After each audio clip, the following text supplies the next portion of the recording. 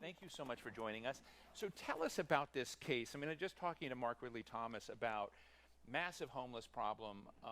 I honestly knew it was big. I did not realize that the concentration of the challenge here in Southern California was as large. I was in Seattle recently, which has also had its own high-profile issues there. And there is a relationship between to some people mental illness and certain incapacities and prison, and a triangle that's gotten very nasty. And you're an attorney that's suing this county. And so how's that going? It's going well. We at Public Counsel are working to break what we call the Skid Row to jail cycle. So as you said, there are numerous people who live on the streets of Skid Row because they have mental disability, and then they are much more likely to be arrested. And unfortunately, the way we're currently dealing with both homelessness and mental disability is to criminalize it rather than providing services. So as a result, people with mental disabilities are disproportionately represented both on the streets of Skid Row and in the jails. So this case is a suit on behalf of a number of mentally disabled former prisoners who have cycled in and out of the jails. Including this gentleman, LaPriest Valentine, who was going to be with us but is ill today. Yes. But he's one of the plaintiffs? He's one of the plaintiffs, yes. And he and the other plaintiffs have been in and out of the jails multiple times, and they all have serious mental disabilities, and none of them were given services when they were released from jail. In fact, they were often released from jail at 2 in the morning. So they just opened the doors, released at 2 in the morning with no money in their pockets, nowhere to live, having spent time in jail, which is not a therapeutic environment if you're a person with mental disabilities. And then you end up back on the streets of Skid Row, where it's very difficult to be homeless and not be arrested. How many of them were people of color on a percentage basis? Probably 80%. 80%. Yeah. So is it, and I assume that's because of discrimination at some level. Are you making that part of the suit? The suit is specifically under the Americans with Disabilities Act. Mm-hmm. We believe there's a very strong racial component. So certainly. So as I was reading all about you today, I mean, this lawsuit, those of you who don't know, is the United States of America versus the County of Los Angeles and sheriff. So are there many cases like that where the United States government, I guess you've joined the U.S. government in the legal challenge of the county? Well, to answer your first question, there are many cases like that. So in this case, the Department of Justice has sued the county multiple times for the conditions of the jails. And this particular case concerned people with severe mental illness and trying to prevent suicide in the jails.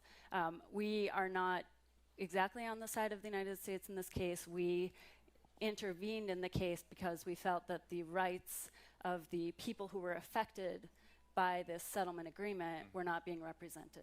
So stepping apart from the case for a moment, what if you were to sort of give a 1-minute bumper sticker on what you think would transform the experience and our responsibility and put accountability, what would some of those things be to fix the issue? So in relation to the case, we're really focusing on the moment of jail discharge, which is a really critical point in this Skid Row to jail cycle, because it's the opportunity for people to be connected with services and housing and to get out of the cycle of going in and out of the jails. So we've learned from experts in psychiatry and social work that what needs to happen is people need to be connected with services in a very direct way, which they call a warm handoff. So instead of handing someone a list of shelters or medical care providers, which they won't necessarily be able to follow because of their mental disability, you have someone who has already developed a relationship with the person be there to greet them when they're being released from jail. In addition to the jail discharge portion of the cycle, we obviously feel very strongly that the county and other communities need to stop criminalizing homelessness.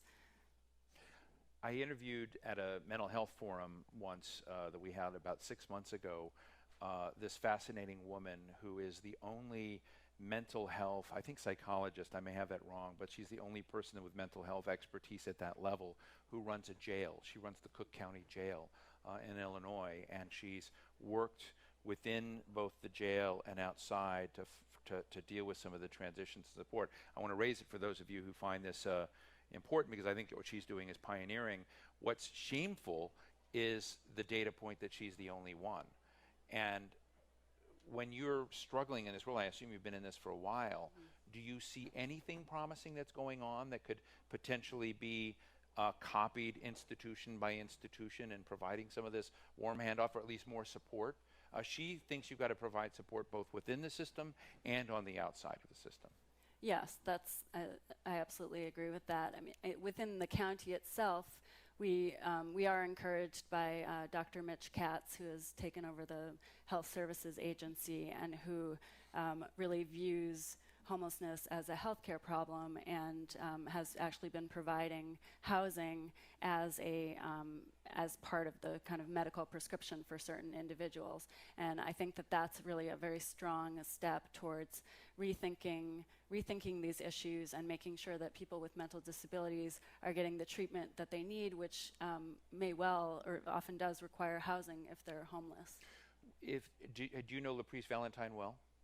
Fairly You've well. spent time. Yeah. If he were here, what do you think some of the things he would share with us are about his experience in taking us into this road as he's seen it, and this very unfortunate journey he's been on? Yeah, I really wish he were here. He's a wonderful person and speaks so eloquently about his experience. And one thing that really struck me from what he said is that what he really needed when he was leaving jail was a helping hand. So this is a person who has bipolar disorder and schizophrenia, and immense talent, immense capacity to communicate and engage with the world, but it's not necessarily consistent, and sometimes he just needs a little bit of help. And that's really what we're asking for. That's what we're hoping to ask the county to do, to connect people with the services that they need when they're being released from jail. At the federal level, at the national level, I've talked about this subject as one I care a great deal about with people like Senator Debbie Stabenow and others who work to sort of get some funding in place. It's modest, but reestablishing centers around the United States, getting mental health coverage. There have been pieces of legislation that have begun to deal differently with mental health within the Affordable Care Act. Are any of those things at the national level beginning to feel like they're trickling down and helping at the local and on the street, literally on the street level? Or do you think it's going to take a time, that the gap is still too big between what the federal government is doing and what people are experiencing in real time? I mean, it certainly helps, I think, especially on the level of policy. If you have the federal government have a National Reentry Week, as they did recently, and putting forth guidelines for the appropriate ways to release prisoners, that really helps advocates and I think policymakers figure out what to do in their counties and their jurisdictions. But I think, as Supervisor Ridley Thomas also said, we really need services. So there are a lot of services, and people are not being connected to them, but there are not enough services, and there is certainly not enough housing, which is ultimately what is really required. Before I go to the audience here, who in Los Angeles, I'll ask you the same question I asked Mark, who's your enemy here in town? Like, who's trying to prevent progress from taking place?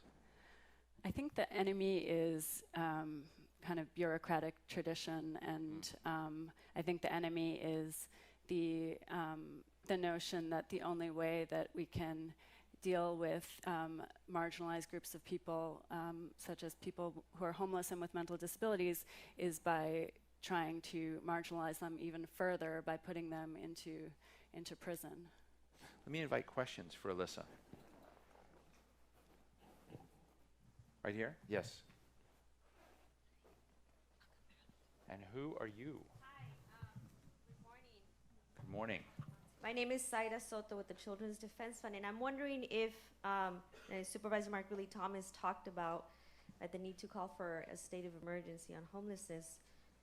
Primarily, I'm assuming to draw down funding, but I'm wondering if within the future of addressing homelessness, we expect to see a shift in the way we fund. Currently, a lot of the funding in the way we address homelessness, as you mentioned, is through criminalizing. So should we expect to see a shift of funding from police to services in the near future or in the future? Big question. I think that would make a lot of sense, and it would probably end up costing less than what we're currently doing because it's so incredibly expensive to incarcerate people.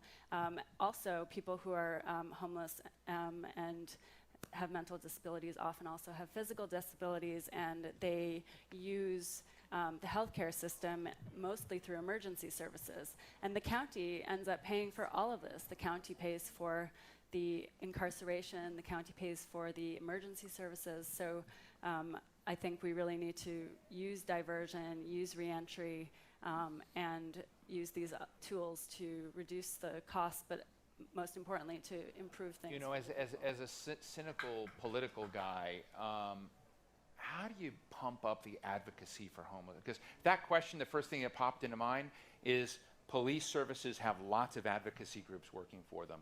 Homeless people, I assume, not much. So how do you change the political dynamic, even though that may be the smarter thing to do? I mean, I think you have to encourage people to stop seeing the county as these different silos, so that you have the police here and Department of Mental Health here and the jails somewhere else, and So really a holistic system. look at the holistic system and make sure that people who need help, need services and need housing are being connected.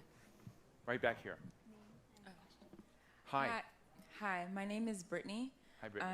And I am a law student at Pepperdine and have done some work dealing with narcotics and drug-related policies.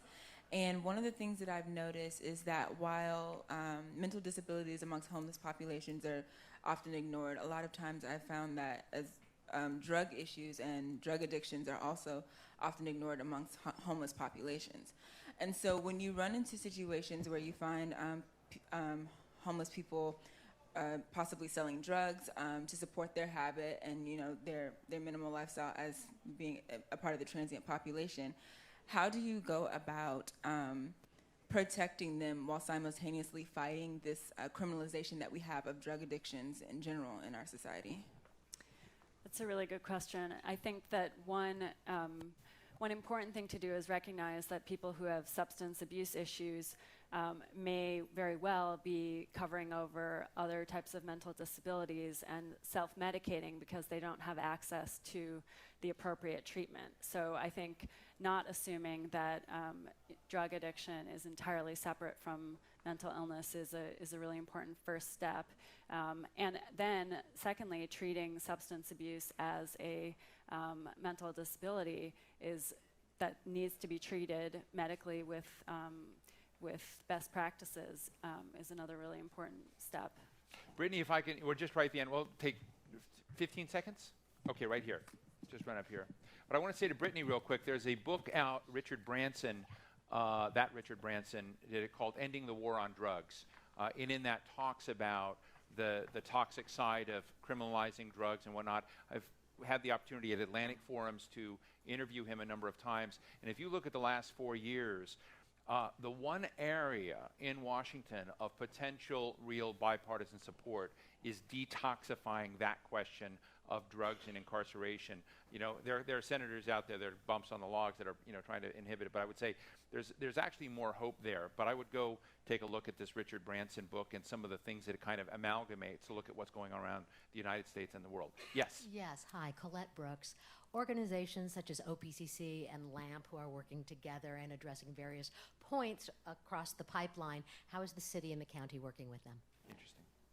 So LAMP has a really great pilot project and LAMP and OPCC are combined now, I believe, but they have a really great pilot project called Jail in Reach, where they actually bring their social workers into the jail, develop a relationship with people who will need services, and then at that point when the person's released, they actually know the person who will be assisting them and who can kind of guide them through this very, very complex system of social services that is outside the jail. And we'll end there. Big thank you to Alisa Hartz. Thank you so much, and best of luck on this case. When is it wrap? Not sure yet. You never know when it Yeah, wraps. never know. Okay, No. thank you so much.